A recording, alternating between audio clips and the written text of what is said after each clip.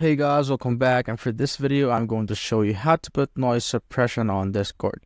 So this will be an easy tutorial, so just go to user settings right here, then just scroll down until you see the app settings section here and click on the voice and video option.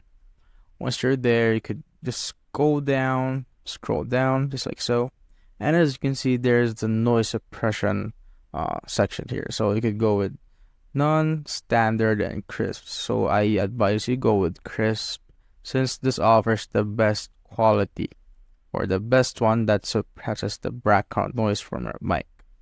So after that, you're all good. And also, a tip, you could make sure that the input sensitivity is set to automatic so that Discord can find the best fit or indicate the transmitter or like the sensitivity of your mic.